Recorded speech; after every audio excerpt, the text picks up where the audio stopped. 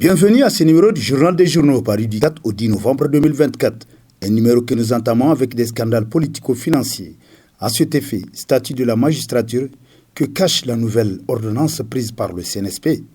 Titre dans sa rubrique Écho, l'hebdomadaire L'autre républicain, qui nous apprend que le 23 octobre 2024, le président du CNSP a signé une ordonnance qui modifie la loi numéro 2018-36 du 24 mai 2018 portant un statut de la magistrature. L'article 84 nouveau fixe l'âge de la retraite des magistrats à 65 ans, mais donne la possibilité à l'autorité investie du pouvoir de nomination de maintenir un magistrat au-delà de cet âge pour nécessité de service.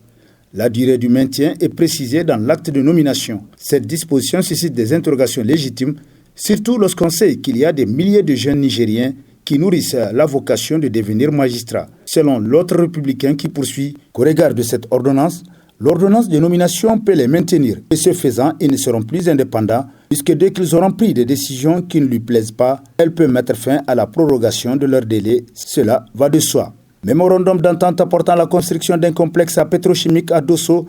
L'État doit élucider les zones d'ombre, s'exclame l'hebdomadaire Le Temps, qui nous apprend que suite à la signature de cet accord entre l'État du Niger et la société Zimar Inc., le 30 octobre 2024, l'Alliance des Nigériens de la diaspora AND en abrégé a écrit une lettre au chargé d'affaires de l'ambassade du Niger aux États-Unis d'Amérique pour exprimer leurs inquiétudes fondées sur la crédibilité de Zimar Inc.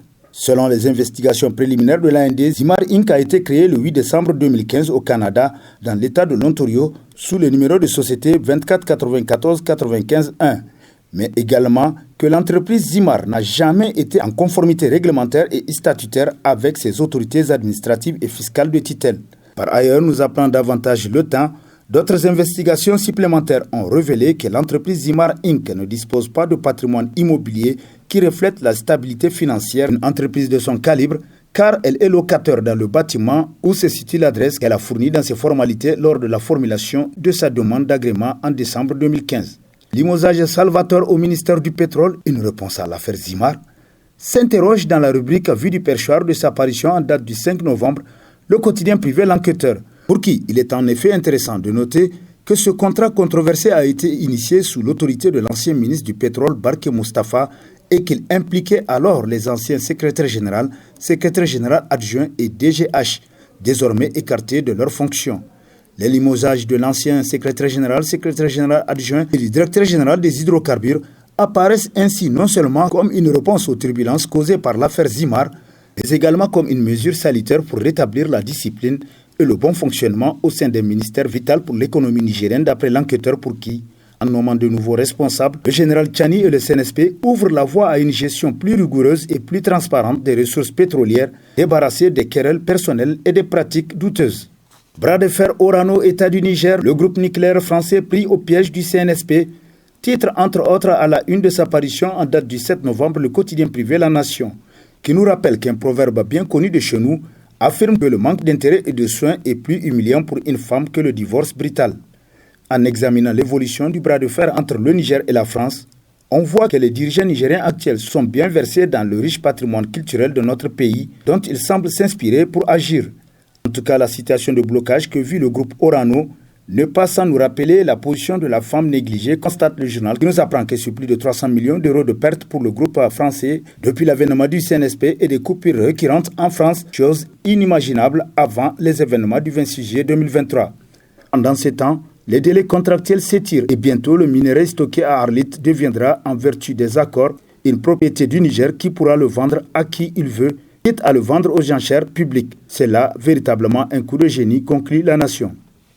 Ministère de la Santé, des manœuvres discrètes installe l'injustice à la santé, titre dans ses colonnes l'hebdomadaire Le Courrier, qui nous apprend que dans une lettre ayant pour objet appel à candidature, signée le 18 octobre 2024 et adressée à mesdames et messieurs les directeurs régionaux de la santé publique, de la population et des affaires sociales, l'ont demandé au cadre du ministère de faire acte de candidature alors même que vers la fin de la correspondance, il est bien précisé que le dépôt de candidature doit se faire au plus tard le 17 octobre 2024 à 17h30.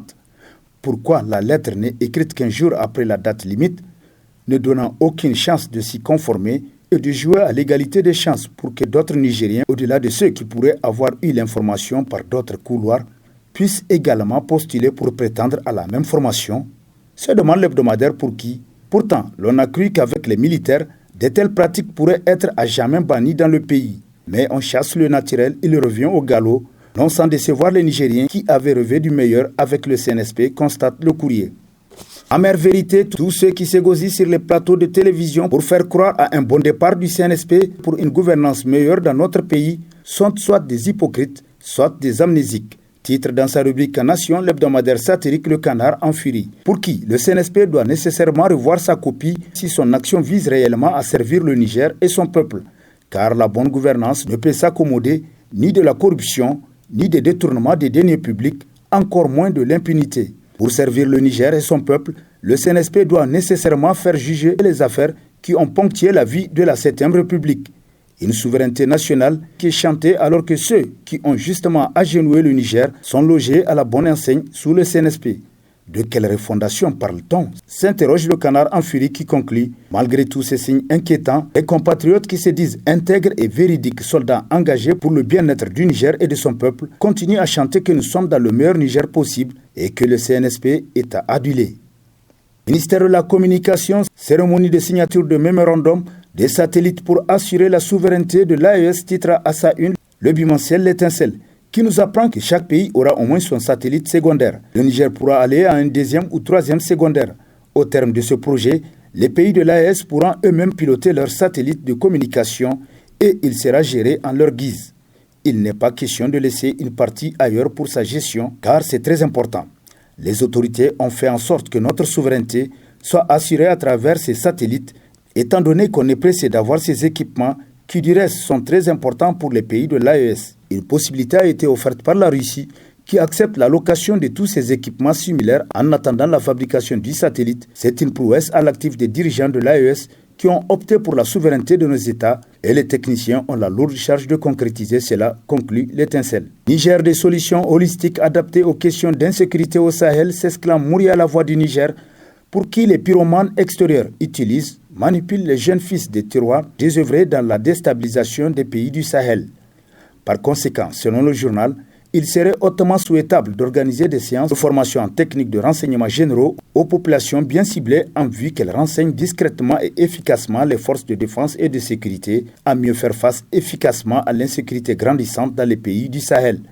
C'est l'Afrique qui gagne, conclut Mouria La Voix du Niger. Inondation au Niger, plus de 1 500 000 personnes affectées. Bilan mise à jour, titre entre autres dans sa rubrique Nation, le quotidien gouvernemental Le Sahel, qui nous apprend qu'au Niger, 1 501 634 sinistrés ont été recensés suite aux inondations causées par les pluies, selon un décompte du gouvernement publié le vendredi 1er novembre 2024. L'information a été donnée suite à la 11e réunion du Comité national de prévention et de gestion des inondations, présidé par le ministre des Transports et de l'Équipement, par ailleurs premier vice-président du comité. S'agissant des impacts des inondations sur les infrastructures, après les échanges, le comité a recommandé au ministère sectoriel de lui soumettre des projets de réhabilitation des infrastructures impactées prioritaires avec des devis estimatifs objectifs, conclut le Sahel. Bazoum Issifou, la guerre fratricide de Tankataferi bat son plein, s'exclame l'hebdomadaire Le Monde d'aujourd'hui, qui constate, pendant que le CNSP accentue les craintes sur les pro-Bazoum depuis quelque temps, ces derniers ont décidé manifestement de se venger sur Issifou Mahamadou, et cela de manière frontale et directe. Aujourd'hui, les deux clans opposés devraient se rendre à l'évidence que leur déchirement actuel n'intéresse guère les citoyens nigériens qui ne souhaitent même pas y assister, a fortiori s'y intéresser, voire y prendre parti selon Le Monde d'aujourd'hui qui conclut « Aujourd'hui, et Bazoum et Issifou, tous les deux ont perdu la bataille au grand bonheur du CNSP et du peuple nigérien. » Réduction du prix du ciment gris, à quand la baisse de prix de loyer à Niamey? Se demande Niger Inter Hebdo. Pour qui c'est un truisme de dire que s'offrir une chambre ou une maison en location à Niamey relève d'un vrai casse-tête pour le citoyen lambda. Très onéré et imposé, d'après les humeurs du bailleur, les loyers emportent une bonne partie du revenu mensuel du locataire qui ne sait plus à quel sens se vouer selon le journal qui s'interroge. Maintenant que les autorités ont réduit le prix du ciment gris, alors à quand la baisse du prix du loyer, longtemps attendue par les locataires? C'est aussi l'avis que partage Sidi Fodi Hamidou du Rasconi, qui exhorte l'État à prendre à bras le corps ce récurrent problème de cherté de loyer à Niamey. Cela y va du bien-être de tous, conclut Niger Inter Hebdo.